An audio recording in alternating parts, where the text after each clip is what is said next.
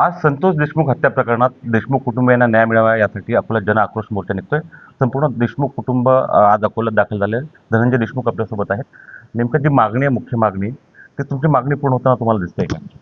तपास यंत्रणा ज्या दिशेने चालू आहे, मग त्याच्यामध्ये पोलीस यंत्रणेपासून आता न्यायालयीन जी समिती स्थापन झालेली आहे, त्याच्यामध्ये 2 समित्या आहेत. CIDचं पथक आहे, SITचं पथक आहे आणि मानव अधिकार, राष्ट्रीय मानव अधिकारमध्ये सुद्धा या गुन्ह्याची नोंद झालेली आहे.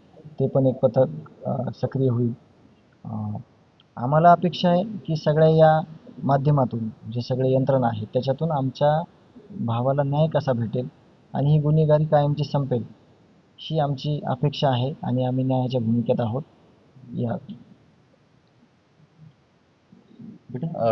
गेल्या अनेक दिवसांपासून, महिनाभरापासून संपूर्ण राज्यात आंदोलन सुरू आहे. तू स्वतः प्रत्येक ठिकाणी असते.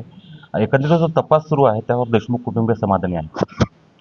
समाधान म्हणजे आम्हाला समाधान जे तीळभर समाधान भेटणार आहे ज्यावेळेस माझ्या वडिलांना न्याय मिळेल. आणि हे दुःख खूप मोठे, ते आज पूर्ण महाराष्ट्रात नाही तर महाराष्ट्राच्या बाहेर सुद्धा सर्वांना दुःख वाटतं की ही घटना खूप दुःखद आहे आणि ते सुद्धा न्याय मागताय. आमचं देशमुख कुटुंबीय नाही तर पूर्ण महाराष्ट्रातील बाहेरचे लोक सुद्धा न्याय मागताय. आम्ही पण तीच मागणी करतो, आम्हाला लवकरात लवकर न्याय द्या. बेटा, तू पण आला आहे. तुला काय वाटतं की सरकारनं काय केलं पाहिजे नेमकं? आम्हाला लवकरात लवकर न्याय मिळाला पाहिजे. धनंजय भाऊ, एक महत्त्वाचा विषय असा आहे की ज्यांच्यावर या संपूर्ण प्रकरणात आरोप होत आहेत, वाल्मिक कराडचे आका ज्यांना म्हटलं जातं, धनंजय मुंडेंचं नाव त्यामध्ये येतं. धनंजय मुंडे सध्याही मंत्रिपदावर आहेत.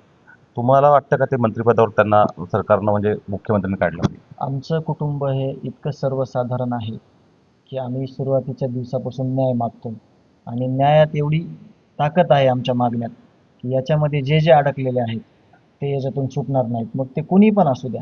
आणि हे मुख्यमंत्र्यांचे सुद्धा शब्द आहेत.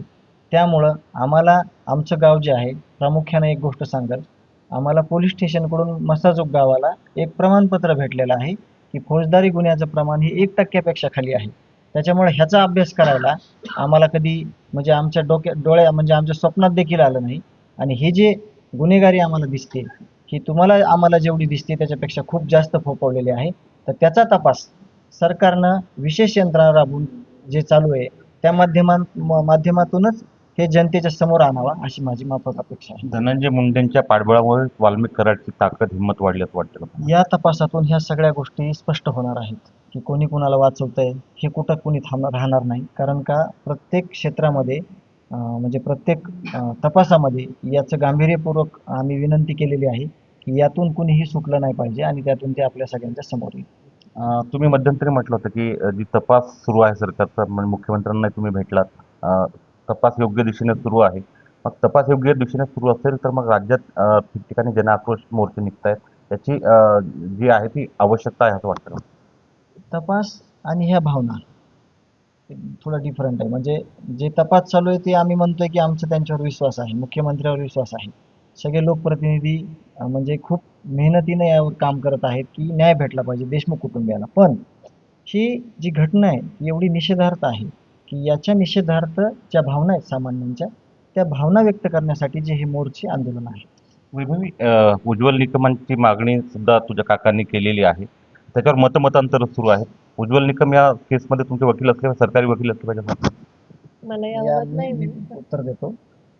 जे लोकप्रतिनिधी, जे सामान्य जनता, जे या भूमिकेत आहे ते या सगळ्या गोष्टींकडं एवढ्या गांभीर्यानं, एवढे विचारपूर्वक सगळ्या गोष्टी करतायत की या भूमिकेमध्ये वकील साहेब म्हणून कुणाची नियुक्ती केली पाहिजे. हे त्याचं गांभीर्य जे लोक मागणी करतायत, जे कुटुंब मागणी करतायत त्यांना हे असणार आहे. हे संपूर्ण देशमुख कुटुंबीय आहे की हसण्या खेळण्याचं वय जे आहे त्या वयात त्यांना न्यायासाठी वनवन फिरावं लागते. मायबाप सरकार त्यांना निश्चितच न्याय देईल आणि संतोष देशमुख हत्या प्रकरणाचा जो निकाल आहे तो लवकर महाराष्ट्राला लागलेला दिसेल अशी अपेक्षा करूयात. उमेश रोडे, ABP माझा, अकोला.